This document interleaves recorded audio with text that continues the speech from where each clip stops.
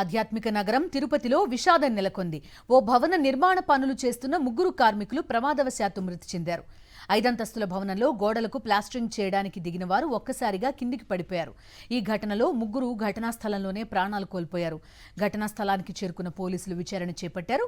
ఓ retired అధ్యాపకుడు నిర్మిస్తున్న భవనంలో భద్రతా ప్రమాణాలు తీసుకోకపోవడంతోనే ప్రమాదం జరిగిందని ప్రాథమిక విచారణలో తేలింది. మరింత సమాచారం మా ప్రతినిధి ప్రసాద్ అందిస్తారు. తిరుపతిలోని తుడా క్వార్టర్స్ లో భవన నిర్మాణం జరిగే సందర్భంలో ముగ్గురు మేస్త్రీలు ఒకసారిగా భవనం మీద నుంచి కింద పడి మృతి చెందడం జరిగింది.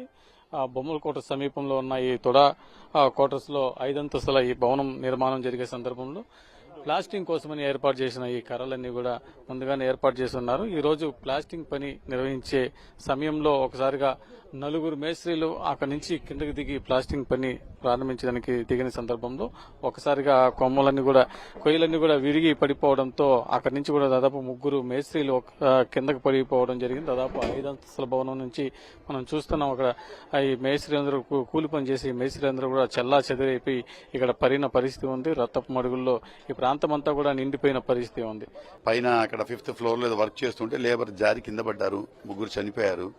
దాని మీద ఫర్దర్ ఏమంటే ఈ భవనానికి అనుమతులు ఉన్నాయా లేవా, వీళ్ళు ఎటువంటి భద్రతా పరమైన చర్యలు తీసుకున్నారు, security and safety of the labour, so అవన్నీ కూడా దర్యాప్తులోని అంశాలు తెలుస్తాయి. దాని మీద చట్ట ప్రకారం చర్యలు తీసుకుంటాం. ఎంతమంది ఉన్నారు సార్ ఆ ప్రదేశంలో? చెప్పిన దాన్ని బట్టి 4 ఎవరో ఉన్నారు. దాంట్లో 3 కింద పడి చనిపోయారు, ఒకరెవరో బతికిపోయారు. ఆ పైన రాడ్ పట్టుకొని ఆ కొయ్య పట్టుకొని చెప్తున్నారు. ఇంకా ఇది ప్రిలిమినరీ స్టేజ్ కాబట్టి తదుపరి దర్యాప్తులో మిగతా అంశాలన్నీ కూడా తదుపరి దర్యాప్తులో వస్తాయి. ప్రస్తుతం ఆర్టీఓ గారు ఉన్నారు, వాళ్ళ అడిగి మరింత సమాచారం తెలుసుకునే ప్రయత్నం చేశాం. సార్ చెప్పండి, అసలు ఈ భవన నిర్మాణానికి సంబంధించిన జాగ్రత్తలు కానీ భద్రతా చర్యలు కానీ సెక్యూరిటీ ఏ విధంగా ఉన్నాయి?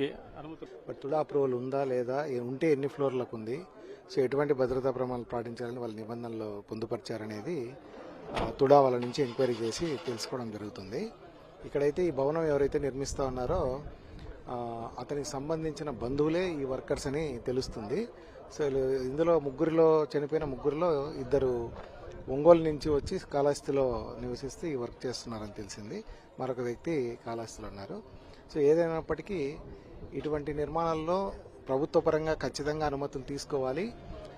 తర్వాత భద్రతా ప్రమాణాలు వాళ్ళు ఏ విధంగా అయితే సూచించారో అవి తీసుకోవాలి. బట్ ఈ కేసులో వీళ్ళు ఇది తీసుకున్నారా లేదా అనేది ఫర్దర్ ఇన్వెస్టిగేషన్లో తెలుస్తుంది. సో అతను స్పృహలోకి వచ్చిన తర్వాత మిగతా వివరాలని తెలుసుకొని ఇన్వెస్టిగేట్ చేస్తారు. అలాగే పోలీసు తుడా వాళ్ళు కూడా వచ్చారు. ఫర్దర్ ఇన్వెస్టిగేట్ చేసి ఏవైనా వాళ్ళ నిబంధనలు పాటించకుంటే తప్పనిసరిగా వాళ్ళ మీద చర్యలు తీసుకోవడం జరుగుతుంది. సెక్యూరిటీ మెజర్మెంట్స్ ఏమైనా తీసుకున్నారా లేదా, నిర్లక్ష్యం వ్యవహరించారనే కోణంలో పోలీసులు, అదేవిధంగా ఈ భవన నిర్మాణానికి ఎన్ని అంతస్తుల మేరకు అనుమతి ఉంది, పూర్తిగా వీళ్ళు జాగ్రత్త చర్యలు తీసుకున్నారా లేదా అనేసి విధంగా వీళ్ళందరూ కూడా ఈ ప్రాంతానికి చేరుకుని విచారిస్తున్న పరిస్థితి ఉంది. ఏదేమైనా ఈ ఘటనలో ఏదైతే ఈ యజమాని ఉన్నారో రిటైర్డ్ టీచర్, వాళ్ళకి సంబంధించిన బంధువులే ఈ భవన నిర్మాణం కూడా చేపడుతున్నారని కూడా తెలుస్తున్న పరిస్థితి ఉంది. ఏదేమైనా ఇది పూర్తిగా తిరుపతిలో విషాదం మిగిల్చిన పరిస్థితి ఏర్పడింది. వీడియో జర్నలిస్ట్ ఎలైతో ప్రసాద్, సాక్షి టీవీ, తిరుపతి.